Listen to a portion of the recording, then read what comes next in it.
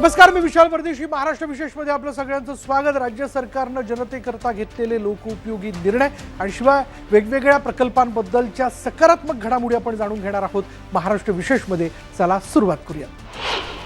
नवी मुंबईतील नैना क्षेत्रातील प्रलंबित नगररचना योजनांना तातडीने मंजुरी देऊन त्रुटी दूर करा आणि ग्रामस्थांना लवकरात लवकर मालमत्ता पत्रक म्हणजेच प्रॉपर्टी कार्ड्स वाटप करा, असे निर्देश मुख्यमंत्री देवेंद्र फडणवीस यांनी सिडकोला दिलेत. सह्याद्री अतिथीगृहात झालेल्या बैठकीत ते बोलत होते. मंजूर योजनांमधील त्रुटी दूर करण्यासाठी प्रत्यक्ष जागेवर जाऊन पाहणी करण्याचे आणि खासगी यंत्रणांमार्फत जमिनींची मोजणी करण्याचे आदेश त्यांनी दिलेत. तसंच उपमुख्यमंत्री एकनाथ शिंदे यांनी नैना क्षेत्राच्या भविष्यातील वाढत्या लोकसंख्येचा विचार करून कोंढाणे आणि बाळगंगा यासारख्या जलस्रोतांद्वारे दीर्घकालीन पाणी पुरवठ्याचं नियोजन करण्यावर भर दिला.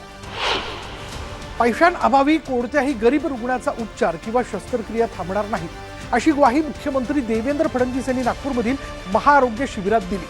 धनवटे नॅशनल कॉलेजच्या प्रांगणात पार पडलेल्या या शिबिरात हजारो रुग्णांनी मोफत तपासणी, औषधं आणि शस्त्रक्रियांचा लाभ घेतला. गेल्या 1.5 वर्षात मुख्यमंत्री वैद्यकीय सहाय्यता निधीतून 57,000 रुग्णांना 452 कोटी रुपयांची मदत देण्यात आल्याचं मुख्यमंत्र्यांनी सांगितलं. नागपूर शहराचा विकास जलद गतीने होत असून शहराच्या सुनियोजित विकासासाठी निधी कमी पडू दिला जाणार नाही, अशी ग्वाही मुख्यमंत्री देवेंद्र फडणवीस यांनी दिली आहे.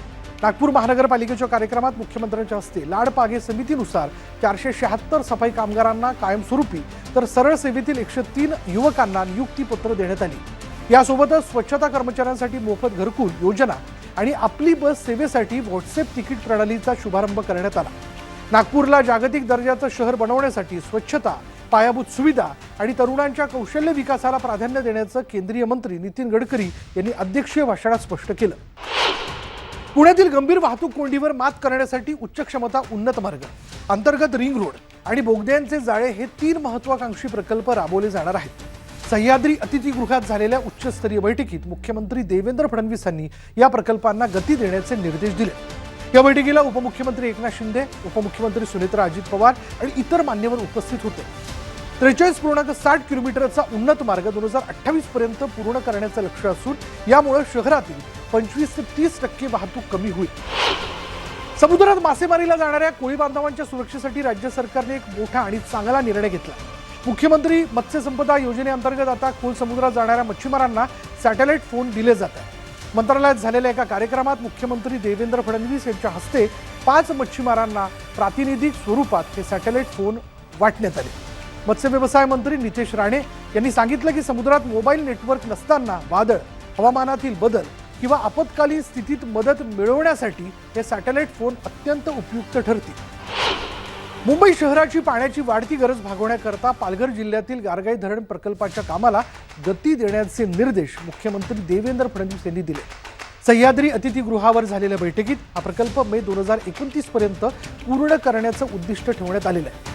या बैठकीत उपमुख्यमंत्री एकनाथ शिंदे आणि मंत्री गणेश नाईक उपस्थित होते. सुमारे 3,000 कोटींच्या या महत्वाकांक्षी प्रकल्पामुळे मुंबईच्या पाणी पुरवठ्यात मोठी वाढ होणार आहे. प्रकल्पामुळे बाधित होणाऱ्या गावांचं पुनर्वसन, पर्यावरणीय परवानग्या आणि वनजमिनीच्या बदल्यात पर्यायी जमिनीचं वाटप या प्रक्रियेला गती दिली जाते. नागपुरात प्रस्तावित असलेल्या देशपातळीवरील सर्वोत्तम कौशल्य विकास विद्यापीठाच्या जागेचा निर्णय 1 महिन्यात घेतला जाईल, अशी घोषणा मुख्यमंत्री देवेंद्र फडणवीस यांनी केली आहे. पारडी परिसरात मनपा, टाटा स्ट्राईफ आणि इतर संस्थांच्या संयुक्त विद्यमाने उभारण्यात आलेल्या नागपूर स्किल सेंटरच्या उद्घाटन प्रसंगी ते बोलत होते.